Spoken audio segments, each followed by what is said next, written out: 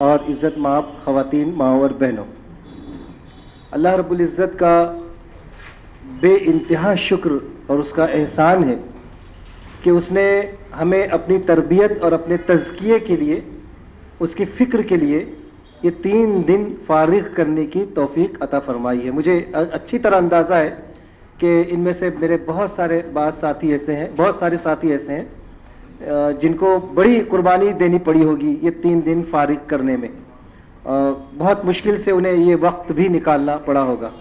اور عمرہ مقامی کا تو حال یہ ہے کہ ہر دن بالکل چوکنا ان کو اپنے علاقے میں جو ان کی ٹیریٹری ہے، جو ان کی حدود ہے، اس میں جس طرح ایکٹیو رہنا پڑتا ہے، اس میں 3 دن کے لیے باہر آنا ایک فعال، ایک سرگرم امیر مقامی کے لیے تو بہت ہی مشکل امر ہے۔ اللہ سبحانہ وتعالیٰ آپ سب کو اس قربانی کا اور یہ جو وقت آپ نے یہاں فارغ کیا اس کا بھرپور اجر و صلہ عطا فرمائے۔ میں اپنے مربین اکرام کا بھی شکر کیا ادا کروں، اللہ رب العزت کے حضور دعا گو ہوں کہ اللہ رب العزت یہ قربانی جو ایک لمبا سفر کر کے انہوں نے یہاں تک آنے کے لیے دی ہے، اللہ ان کی اس ایثار کو، اس قربانی کو قبول فرمائے۔ محترم بھائیوں، ہمارے جو بھی اجتماعات ہوتے ہیں وہ بالعموم سننے سنانے والے اجتماعات ہوتے ہیں۔ تو سننے اور سنانے کا زیادہ تر تعلق فکر کی جلا سے ہوتا ہے، یعنی فکری قسم کے اجتماعات ہوتے ہیں۔ یہ کچھ باتیں ہوتی ہیں جو ہم سنتے ہیں اور پھر ہم اپنے رویے پر غور کرتے ہیں۔ بہت کم ایسا ہوتا ہے کہ ہم اپنے اجتماعات سے یا ہمارے اجتماعات کو کچھ ایسا رخ، ایسا رنگ، ایسا بنا سکیں کہ اس میں کچھ ہماری عملی تربیت کا بھی سامان ہو سکے۔ تو بہرحال اس پہ ہم غور کر رہے ہیں اور بھی غور کرتے جائیں گے، اور کچھ ایسی صورتحال سامنے آئے گی تو انشاءاللہ اس پر عمل بھی کریں گے۔ جیسے پرانے زمانے میں جو تربیت گاہیں ہوا کرتی تھیں، نام لینے میں ذرا مجھے ڈر لگتا ہے کہ لوگ بولیں گے کہ صوفیوں والی باتیں کر رہے ہیں، صوفیاء اکرام کے یہاں تو وہاں لوگ باقاعدہ جا کے رہتے تھے وہاں پر تو درس فجر بعد یا عشاء بعد یا کسی نماز کے بعد ہوتا ہوگا، لیکن زیادہ تر جو وقت گزرتا تھا وہ ان کی اپنی عملی تربیت کا وقت، ان کے اخلاق پر، ان کے رویوں پر جو تربیت ہوتی تھی۔ اور پھر جو مرشد ہوا کرتے تھے وہ ان کے رویوں کے حساب سے ان کو کچھ کام، کچھ ذمہ داری اور کچھ ایسی کام بھی کرنے کے لیے کہتے تھے جس سے ان کی نفس کی اصلاح ہو سکے۔ تو آپ کے لیے ایک اچھا موقع یہ ہے کہ یہاں جو کچھ ہم اور آپ سیکھتے ہیں، جو کچھ ہم اور آپ سنتے ہیں، تب یہاں سے جانے کے بعد اپنی عملی زندگی میں ہم اپنے رویے پر غور کرتے ہوئے ان میں مناسب تبدیلی لانے کی کوشش کریں۔ یہ اسی وقت ممکن ہو سکے گا جبکہ جو کچھ آپ یہاں سنتے ہیں ان میں سے بہت سے اہم پوائنٹس یا نکات جو آپ سمجھتے ہیں کہ واقعی اس کا تعلق میری اپنی عملی زندگی سے ہے، میرے رویے سے ہے، تو اس کو آپ نوٹ کریں، اور نوٹ کرنے کے بعد یہ عہد بھی کریں کہ اب میں یہاں سے جانے کے بعد اس پر عمل کروں گا۔ تو بہت ساری تقریریں ہوتی ہیں اور جو مقررین ہوتے ہیں وہ بہت محنت، اب بہت جانفشانی کے بعد اپنی ایک گفتگو، اپنی ایک تقریر تیار کرتے ہیں، لیکن وہ یہاں ہماری سماج سے ٹکرا کر بس یہ جا اور وہ جا ہو جاتی ہے۔ تو بہت کم میں دیکھتا ہوں کہ ہمارے رفقا کچھ نوٹس بھی بناتے ہوں، نوٹ کرتے ہوں اور اس کا اپنی عملی زندگی سے جائزہ بھی لیتے ہوں۔ تو میری گزارش ہے کہ اس تربیت گاہ کو کامیاب بنانے کے لیے اب آپ یہ عہد کر کے یہاں بیٹھیں کہ جو کچھ بھی ہم سنیں گے، سنائیں گے، انشاءاللہ یہاں سے جانے کے بعد اپنی عملی زندگی میں مناسب تبدیلی لانے کی کوشش کریں گے۔ اور اگر واقعی آپ کوئی چیز یہاں سے سیکھ لیتے ہیں اور اپنی عملی زندگی میں تبدیلی لے آتے ہیں تو اس کی اطلاع شعبہ تربیت کے سیکرٹری کو بھی ضرور دیجیے کہ اس اجتماع سے مجھے یہ فائدہ ہوا، یا اس اجتماع میں مجھے یہ چیز ذرا گرا گزری اور ٹھیک نہیں لگی کہ یہ وقت کا ضیاع ہے، تو ہم انشاءاللہ دوبارہ غور کر کے کوئی اور اچھا طریقہ، کوئی اور اچھی میتھڈ ہم استعمال کر سکیں گے۔ ہماری گفتگو کا عنوان ہے فطری داعیات اور تطہیر قلب۔ تو فطری تطہیر قلب کا لفظ یا اصطلاح ابھی کچھ سالوں سے ہم استعمال کرنے لگے ہیں، جس کا بہت آسان سا مطلب یہی ہے کہ اپنے قلب کی تطہیر کرنا، اپنے قلب کو پاک کرنا۔ تو انسان میں ایک تو گوشت کا ایک لوتھڑا ہے جس کو صحت مند رکھنے کے لیے، دیکھ ریکھ کے لیے تو ہم کوشش کرتے رہتے ہیں اور ڈاکٹر سے مشورہ بھی لیتے رہتے ہیں۔ وقتاً فوقتاً جب وہ کچھ اپنے وجود کا احساس دلاتا ہے تو پھر ہم ڈاکٹر کے پاس جا کے اس کے مشورے پر عمل بھی کرتے ہیں کہ کسی طرح ہمارا دل صحت مند رہے، کیونکہ ہم جانتے ہیں کہ دل صحت مند رہے گا تو ہماری جان بھی صحت مند اور جسم بھی صحت مند رہے گا۔ لیکن جب ہم یہاں پر تطہیر قلب کا لفظ استعمال کرتے ہیں تو اس سے مراد وہ روحانی دل ہوتا ہے کہ جو یہ ہماری اپنی جسم کے علاوہ بھی ایک روحانی جسم ہے، ایک روحانی زندگی ہے جو سائنٹیفکلی پروف بھی ہے اور جو واقعی ہمارے اپنے کردار پر، ہمارے اخلاق پر، ہمارے مزاج اور رویے پر اثر انداز ہوتی ہے. تو اس کا بھی بہت گہرا تعلق ہمارے دل کی حالت پر ہوتا ہے. اگر دل کی حالت درست ہے تو ہماری روحانی زندگی بھی درست رہے گی. تو جس طرح ہمارے جسم کی اصلاح، جسم کی صحت پر توجہ رکھنے کی ضرورت ہے، ویسے ہی ہماری روح کی اصلاح اور روح کی صحت پر بھی توجہ رکھنے کی ضرورت ہے. تو ایک مومن کے لیے یہ ممکن نہیں ہے کہ وہ کوئی ایسا دن اور رات کوئی ایسا لمحہ گزارے جبکہ اس کی توجہ اس کے دل کی، اس کے قلب کی اصلاح سے غافل ہو، وہ اس سے غافل ہو جائے اور بس وہ دنیا میں محو ہو جائے اور مشغول ہو کر رہ جائے اور قلب پر کوئی توجہ نہ دے. یہ ممکن نہیں. میں آپ لوگوں سے تو یہ توقع رکھتا ہوں کہ کم سے کم یہاں دیکھیے ہم نے لیڈرز کو بلایا، لیڈرز کو، عمرہ مقامی کو بلایا ہے، اور عمرہ مقامی اپنے مقام پر جس کو دوسرے رفقا میں سب سے زیادہ بہتر سمجھتے ہیں انہوں نے یہاں وہ لے کر آئے. مجھے یقین ہے کہ آپ کسی ایسے شخص کو نہیں لائے ہوں گے کہ کسی کے پاس ٹائم ہے تو چل بھائی تو چل، ایسا تو سوچ کے نہیں لائے ہوں گے نا. سیکنڈ لیڈرشپ کو ہم نے یہاں پر بلایا ہے، first leadership and second leadership کو ہم نے یہاں پر بلایا ہے، اور خواتین ذمہ داروں کو ہم نے یہاں پر بلایا ہے. تو آپ سے تو ہم یہ توقع رکھتے ہیں کہ آپ بہت زیادہ، بلکہ شاید جسم سے زیادہ اپنی روح پر اور اپنے قلب پر متوجہ ہوں گے اور اس کی خرابیوں کو اور اس کی اچھائیوں کو جانتے ہوں گے. تو تطہیر کا مطلب ہوتا ہے قلب کو پاک کرنا، لیکن تطہیر بھی اصل میں تھوڑا سی محدود لفظ ہے.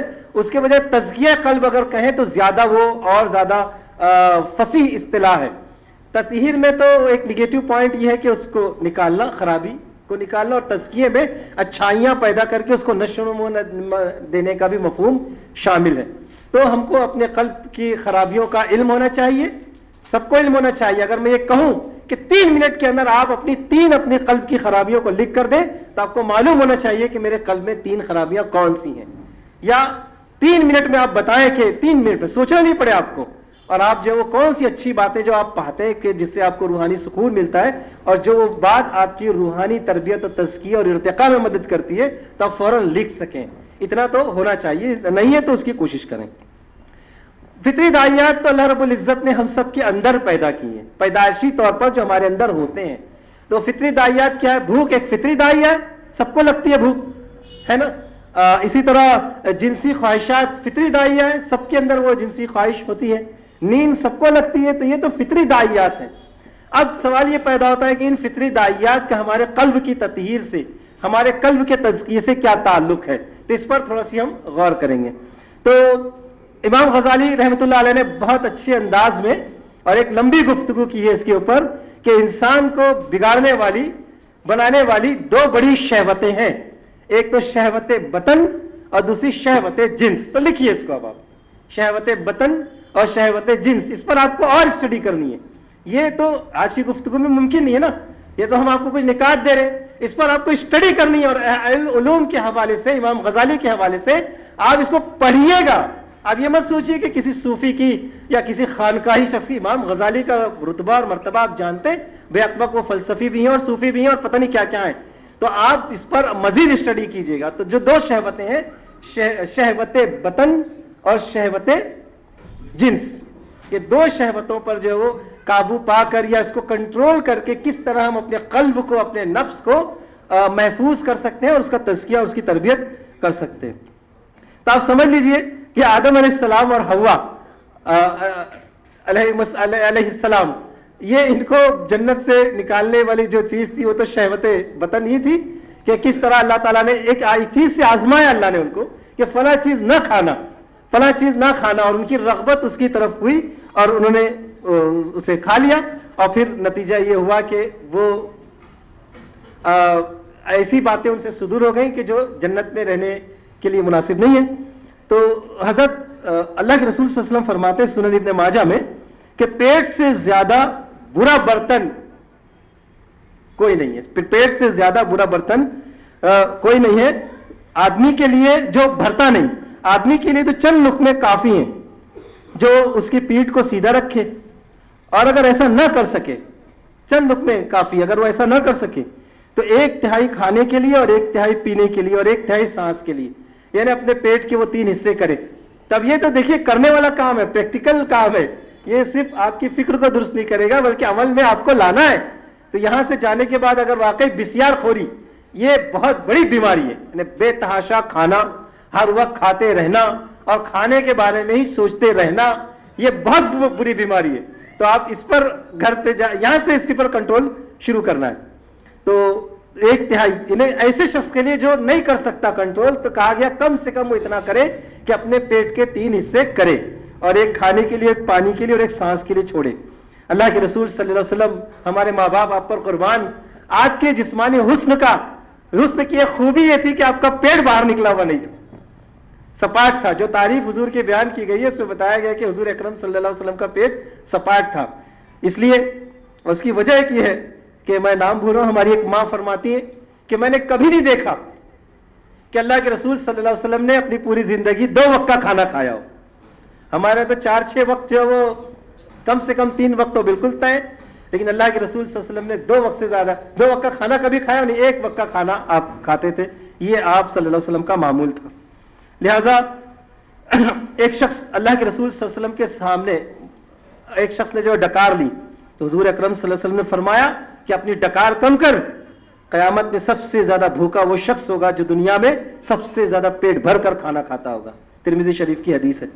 تو سفیان ثوری رحمۃ اللہ علیہ فرماتے ہیں کہ دل کی سختی کے 2 اسباب ہیں، ایک تو پیٹ بھر کر کھانا کھانا اور دوسرا زیادہ بات کرنا. اکثر ہمارے لوگ اس میں مبتلا ہوتے ہیں. ابو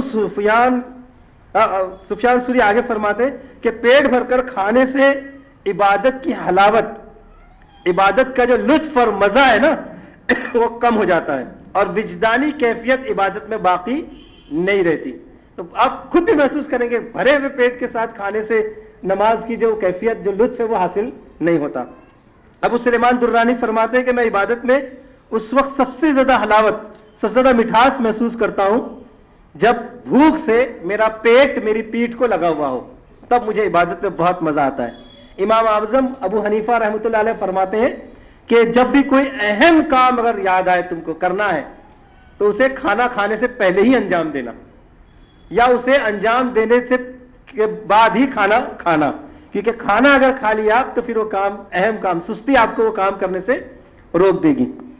اس لیے فرمایا گیا کہ کم کھانے والے کا روحانی قلب مضبوط ہو جاتا ہے.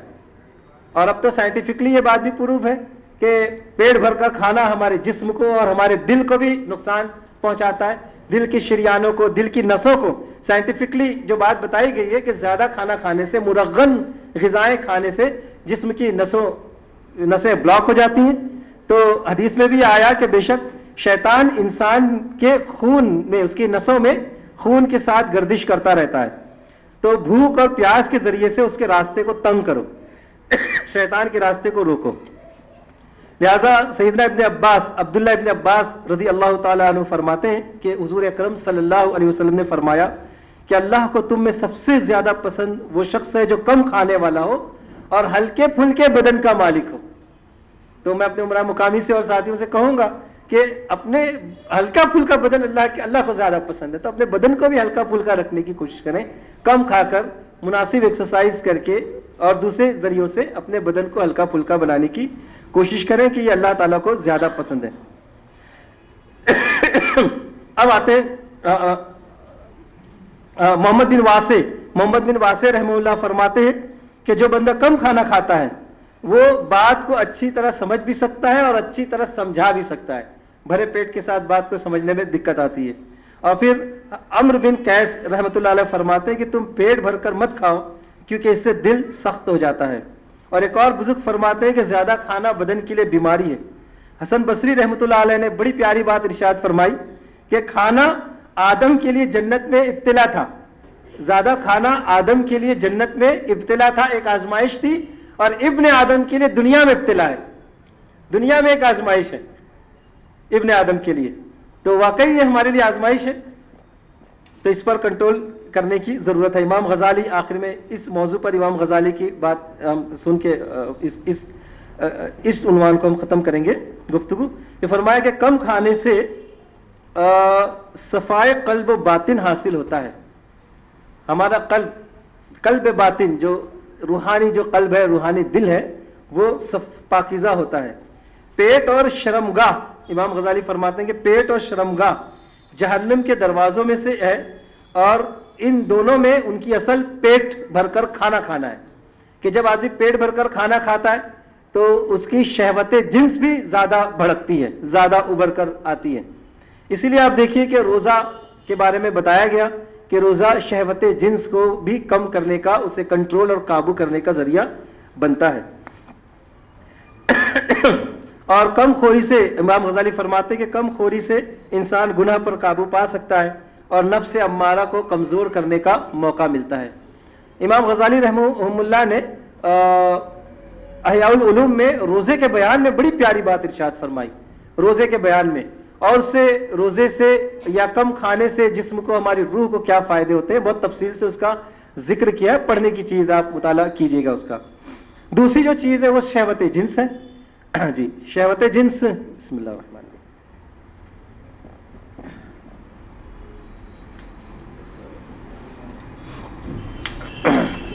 ہر زمانے میں یہ ہمارے لیے فتنہ رہی ہے، مردوں کے لیے فتنہ رہی ہے، خواتین کے لیے، مردوں کے لیے فتنہ رہی ہے.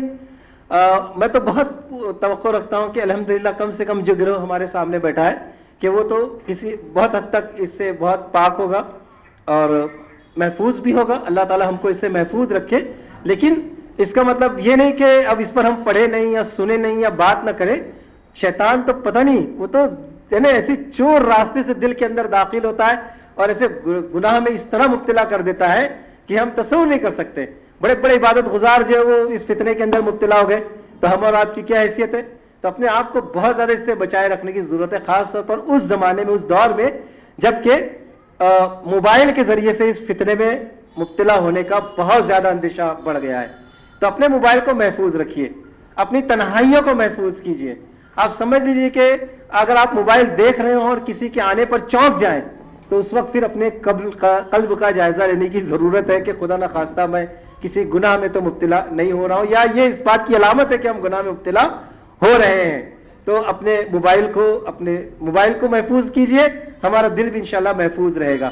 تو شہوت جنس، اللہ رب العزت نے قرآن مجید میں بہت واضح طور پر یہ بات ارشاد فرمائی، وَلَا تَقْرَبُوا الزِّنَا، یعنی ایسی کسی چیز کے قریب بھی نہ پھٹکو جو تمہیں زنا میں مبتلا کرنے والی ہو. اللہ تعالیٰ ہم سب کی حفاظت فرمائے. تیسری چیز جو انسانی فطری داعیہ ہے اور جس پر قابو رکھنے کی ضرورت ہے وہ نیند ہے. بہت زیادہ سونا. اور وہ لیڈرز لوگ، وہ رہنما لوگ جو قوم کو لیڈ کر رہے ہیں، میں سمجھتا ہوں کہ انہیں تو بس 5 گھنٹے سے زیادہ کی نیند لینی ہی نہیں چاہیے، کافی ہے. وہ اللہ والے تو اس سے بھی کم سوتے ہیں. اسی لیے اللہ کے رسول صلی اللہ علیہ وسلم پر یہ بات لازم کی گئی تھی کہ آپ جو راتوں کو نماز کے لیے اٹھا کریں. سورہ بنی اسرائیل میں بھی آپ کو ہدایت دی گئی اور سورہ مزمل میں بھی آپ کو یہ ہدایت دی گئی کہ آپ راتوں کو اٹھ کر نماز پڑھا کریں. تو تہجد کا تو ہم سب کو پابند بننا چاہیے. اور رات کو اٹھ کر، تہجد کا مطلب ہی یہ ہے کہ اپنی نیند کو توڑ کر، اپنی نیند کو ڈسکنیکٹ کر کے اٹھنا، ناشیۃ اللیل، اسے رگڑ کر اٹھنا. یہ جو رات کا جو لطف ہے، سونے کا جو مزہ ہے، اور خاص طور پر اس وقت جب کہ جو لوگ یہ بے خوابی کا شکار ہوتے ہیں، نیند نہ آنے کا جو شکار ہوتے ہیں، ان کو بھی اس وقت نیند آ جاتی ہے، صبح کے وقت نیند آ جاتی ہے. ایک صاحب ہے، وہ مجھے کہتے ہیں کہ فجر میں اٹھ نہیں پاتے. ہم نے ان سے پوچھا کہ کیوں نہیں اٹھ پاتے، کیا کرے، رات بھر نیند نہیں آتی ہے. تو بولا پھر فجر میں نہیں اٹھتے، تو بولے اسی وقت نیند آتی ہے.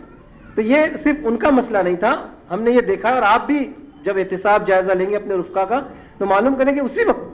اور دوستو جب ہم یہ چیز سنتے ہیں نا تو واقعی اللہ تعالیٰ کے وجود پر، اللہ تعالیٰ کے ہونے پر یقین اور بڑھ جاتا ہے نا. یہ ساری چیزیں اتفاق تو ہے نہیں، یہ اسی وقت نیند آتی ہے. اللہ دیکھیے کیسے اپنے بندوں کو آزماتے ہیں، کیسے اللہ اپنے بندوں کا امتحان لیتے ہیں. تو میرے بھائیوں، ہم جو ہے وہ اپنی نیند کو رگڑ کر، اپنے عیش کو اور آرام کو رگڑ کر رات کو اٹھ کر اللہ کی حضور گڑ گڑانے والے بنے. قرآن مجید کی آیتیں سورہ بنی اسرائیل میں پڑھیے، سورہ مزمل میں پڑھیے، اس سے اس کی فضیلت کا اندازہ ہوگا. تو یہ بھی چیز جو ہے وہ ہمارے قلب کو کمزور کرتی ہے، روحانی قلب کو کمزور کرتی ہے بہت زیادہ سونا. تو ہم نے ابھی گفتگو کی اس پر. ایک تو اپنی غذا، تقلیل غذا، کہ غذا کو کم کرنے کی کوشش کرنا ہے. شہوت جنس کو کنٹرول کرنے کی کوشش کرنا ہے، شہوت بطن، شہوت جنس، اور تیسرے تقلیل منام، اپنی نیند کو کم کرنے کی کوشش کرنا ہے۔ تو یہ تین چیزیں ایسی ہیں جو ہمارے جسم سے ریلیٹڈ ہیں، جو ہمارا فطری داعی ہے، اس پر کنٹرول کریں۔ تین اور چیزیں ہیں، جی اجازت سمجھ گیا، تین اور چیزیں جس پر ہم کنٹرول کریں، اس کا تعلق ہمارے جسم سے نہیں، ہمارے مزاج سے ہے، ہمارے جذبات سے ہے۔ یہ بھی فطری چیزیں، ہر ایک کے اندر کبر کا کوئی نہ کوئی عنصر موجود ہوتا ہے، اور اس حد تک تو آدمی ٹھیک ٹھاک ہے کہ وہ یہ سمجھتا ہے کہ میرے اندر یہ صلاحیتیں ہیں، میں یہ کام کر سکتا ہوں۔ اپنے آپ کو پہچاننا ایک اچھی چیز ہے نا، اپنی اہمیت کو جاننا ایک اچھی چیز ہے کہ آدمی اپنے آپ کو اپنی اہمیت اپنے اتنا نیچے نہ گرائے کہ ذلیل و خوار ہو کر رہ جائے، آدمی اپنی صلاحیتوں سے واقف ہو، آدمی اس بات کو جانتا ہو کہ میں یہ کام کر سکتا ہوں اور مجھے کرنا چاہیے، لیکن یہ بات جب یہاں پہنچ جائے کہ یہ کام میں ہی کر سکتا ہوں یا یہ کام سب سے اچھا میں کر سکتا ہوں، تو جہاں پر یہ آ گیا تو مطلب سمجھ لیجیے اب اس نے دائرے کو پار کر لیا، بس یہ میں ہی اسی کام کرنے کے لیے بنا ہوں، تب وہ کبر کے دائرے میں داخل ہو گیا۔ کبر کی ایک بہت ہی شنی جو وہ قسم یہ ہے کہ آدمی اپنے آپ کو بہتر سمجھے، ایک تو یہ ہے کبر، لیکن اپنے علاوہ دوسروں کو کمتر سمجھنے لگے۔ یہ تو بہت خراب بات ہے، بہت انہیں دل کو بیمار کر دینے والی، مردہ بنا دینے والی بات ہے۔ تو اپنے قلب کو اس کیفیت سے بچائیے، اور اس کے سب سے زیادہ متاثر ہونے کا خطرہ کن لوگوں کو ہے؟ آپ جیسے لیڈرز کو ہے، ہم اور آپ جیسے لیڈرز کو اس کا سب سے زیادہ خطرہ ہے کہ مجھے آگے کیوں نہیں بٹھایا، میرا نام کیوں نہیں لیا، کارڈ میں میرا نام نیچے کیوں لکھا، یا مجھے مدعو نہیں کیا، فلاں کو مدعو کیا، یا پھر جب آپ رفقا کے درمیان ہوتے ہیں تو پھر اس وقت میں بہت بولنا پڑتا ہے یا زبان سے نکلتا ہے، تو یہ سب چیزیں ہمارے قلب کو نقصان دینے والی چیزیں ہیں۔ اپنے قلب کی حفاظت کیجئے دوستوں، عمارت تو آتی اور جاتی رہے گی، ذمہ داریاں تو آج ہے کل نہیں رہیں گی، کوئی بھی یہاں پر مستقل نہیں ہے، لیکن اگر ہماری ایک لغزش اور غلطی کی وجہ سے ہماری آخرت خراب ہو گئی تو پھر ہم کہیں کے نہیں رہیں گے، کہیں کے نہیں رہیں گے۔ تو اپنے قلب کی یہ فطری چیز ہے، لیکن اب اس کو کنٹرول کرنا ہے۔ جن لوگوں نے کنٹرول نہیں کیا، اب وہ بڑھتی چلی گئی تو کہاں پہنچ گئی؟ انا ربکم الاعلی تک پہنچ گئی کہ میں سب سے بڑا رب ہوں۔ تو اس کی اپنے قلب کی حفاظت کیجئے کبر سے۔ اس کے مقابلے میں اپنے اندر عاجزی اور انکساری پیدا کرنے کی کوشش کریں۔ قرآن مجید میں تو نماز کے ذریعے نماز کو خوشی و خضوع سے پڑھنے کی جو تلقین کی گئی ہے، بتایا کہ قد افلح المؤمنون الذین هم فی صلاتهم خاشعون، جو انتہائی خوشی و خضوع کے ساتھ نماز پڑھتے ہیں۔ تو خوشی و خضوع ہمارے اندر عاجزی پیدا کرتی ہے۔ تو ایک عاجزی تو یہ ہے کہ بندہ رب کے آگے عاجز بنے، رب کے آگے گڑ گڑائے، اور دوسری عاجزی یہ ہے کہ بندہ اللہ تعالیٰ کے دوسری مخلوق کو اپنے سے برتر نہ سمجھے، بلکہ یہ سمجھے کہ کوئی برا سے برا آدمی ہے تو ہو سکتا ہے کہ کسی معاملے میں وہ مجھ سے کس درجے آگے ہوگا، ہو سکتا ہے کہ اس کا تقوی نظر نہیں آ رہا اور وہ اللہ تعالیٰ سے مجھ سے زیادہ ڈرنے والا ہوگا۔ تو ہر ایک کی عزت کرے، ہر ایک کا احترام کرے، اور ہر ایک کے ساتھ عاجزی اور انکساری کے ساتھ ملے اور ملاقات کریں۔ یہ چیز ہماری اجتماعیت کو بھی مضبوط بنانے والی ہے۔ دوسری چیز جس پر جو فطری داعیہ ہے لیکن اس پر بھی کنٹرول کرنے کی ضرورت ہے، وہ ہے غصہ۔ بہت بری چیز ہے۔ والقاظم نے غصہ تو سمجھ لیجئے، اور امین بھائی بہت اچھے سے بتاتے ہیں کہ کس طرح وہ ہمارے جسم پر اثر انداز ہے۔ تو جذبات، اس کا تعلق جذبات سے، لیکن یہ ہمارے جسم کو بھی متاثر کرتا ہے بہت بری طرح، اور بہت ساری بیماریوں میں مبتلا کر دیتا ہے۔ غصے کی حالت میں کبھی بھی آپ کوئی صحیح فیصلہ نہیں لے سکتے۔ تو اپنے غصے کو کنٹرول کرنے کی کوشش کیجئے۔ غصے کے مقابلے میں جو چیز ہم کو اپنے اندر پیدا کرنی وہ حلم ہے، اور حلم جو اللہ تعالیٰ کی صفت ہے، حلم اور بردباری یہ اللہ رب العزت کی صفت ہے، اور اللہ تعالیٰ کی صفت کا پرتاؤ، اس کا عکس جو ہے وہ ہم کو اپنے اندر لانے کی کوشش کرنا چاہیے۔ اللہ کے رسول صلی اللہ علیہ وسلم انتہائی حلیم اور انتہائی بردبار شخص تھے۔ تو اس بارے میں بھی بہت احادیث اور اللہ کے نبی صلی اللہ علیہ وسلم کی سنت میں بہت ساری چیزیں ہیں جس پر آپ ابھی جو آیت پڑھی گئی تھی کہ نبی صلی اللہ علیہ وسلم، یہ تو اللہ کی رحمت ہے کہ آپ ان کے لیے نرم خو واقع ہوئے ہیں۔ اگر آپ تند خو اور سخت دل ہوتے تو لوگ آپ کے گرد سے چھٹ کر بھاگ جاتے۔ سو ان کے لیے درگزر فرمایا کریں اور ان کے لیے بخشش کی دعائیں مانگا کریں۔ اللہ تعالیٰ کے مومن بندوں کی صفت بیان فرمائی گئی، وعباد الرحمن الذین یمشون علی الارض ہونا، کہ اللہ تعالیٰ کے مومن بندے تو زمین پر نرم چال چلتے ہیں۔ تو غصے کو کنٹرول کرنا ہے بھائیوں، اور اپنے اندر حلم اور بردباری، برداشت، قوت برداشت پیدا کرنا ہے۔ حلم اور بردباری جو ہے وہ درگزر کرنا، معاف کرنا، اپنے اندر قوت برداشت، اپنے ساتھیوں کی غلطیوں کو برداشت کرنے کی عادت ڈالنا اپنے اندر۔ یہ نہیں کہ ہر بات پر آپ جھڑکی دینے والے بن جائیں، ہر بات پہ ڈانٹنے والے بن جائیں، ہر بات پہ اپنا چہرہ درست کر کے دکھانے والے بن جائیں، تو یہ کیفیت نہیں ہونی چاہیے۔ تو ایک تو بتایا غصہ، اور غصے پر قابو پانا ہے، اور تیسری چیز جو ہم کو کنٹرول کرنی، یہ بھی انسان کے اندر ہوتی ہے، فطری چیز ہے، خود غرضی فطری چیز ہے کہ میں اپنے بچوں کے لیے، اپنی ذات کے لیے کچھ کماؤں، کچھ کروں، فطری چیز ہے کہ میں اپنی ذات کے لیے کچھ فائدہ حاصل کروں، یہ فطری چیز ہے کہ میں اپنے بیوی بچوں کے لیے، اپنے گھر والوں کے لیے دیکھوں۔ لیکن یہی فطری چیز جب دوسروں کو نقصان پہنچا کر یا دوسروں کی فکر کو چھوڑ کر صرف اپنی فکر کرنے کی طرف آمادہ کرنے لگے تو بھائیوں پھر یہ خود غرضی بن جاتی ہے، جو انتہائی ذلیل قسم کی کیفیت آپ کے اندر قطعی نہیں ہونی چاہیے، ہمارے اور آپ کے اندر بالکل نہیں ہونی چاہیے۔ اس کے مقابلے میں ہمارے اندر جو چیز ہونی چاہیے وہ تو یہ ہے جس کی تعریف قرآن مجید نے صحابہ کرام کی فرمائی کہ یہ وہ لوگ ہیں کہ جو اپنی ضرورت پر اپنے بھائیوں کی ضرورت کو ترجیح دیتے ہیں، اپنی ضرورت پر اپنے بھائیوں کی ضرورت کو ترجیح دیتے ہیں، خود ضرورت مند ہونے کے باوجود وہ چیز اپنے بھائیوں کو دے دیتے ہیں۔ یہ کیفیت اس کے مقابلے میں ہمارے اندر آنی چاہیے۔ یہ تو عملی چیز ہے نا بھائیوں، کریں گے نا انشاءاللہ کوشش کہ آپ دیکھیے کہ یہ ساری چیزیں آپ کریں گے تو اس سے آپ کی دولت کم نہیں ہوگی، آپ کی صلاحیت کم نہیں ہوگی، میری اور آپ کی عزت کم نہیں ہوگی، اللہ کے نزدیک بڑھے گی، اور جب اللہ کے نزدیک بڑھے گی تو اللہ کے بندوں کے نزدیک بھی یقیناً بڑھے گی۔ ارے دنیا میں بھلے نہ بڑھے بھائیوں، آخرت میں اللہ تعالیٰ جو ہم سے راضی اور خوش ہو جائے، اور کیا چاہیے ہم کو۔ اللہ رب العزت ہم کو ان تمام داعیات پر جن کا ذکر کیا گیا، جو صحیح باتیں ہماری زبان سے نکلی اس پر عمل کرنے کی توفیق عطا فرمائے، جو غلط باتیں زبان سے نکلی اللہ اسے ہمارے دلوں سے معاف فرما دے۔ ربنا تقبل منا انک انت السمیع العلیم وتب علینا انک انت التواب الرحیم، وآخر دعوانا الحمدللہ رب العالمین۔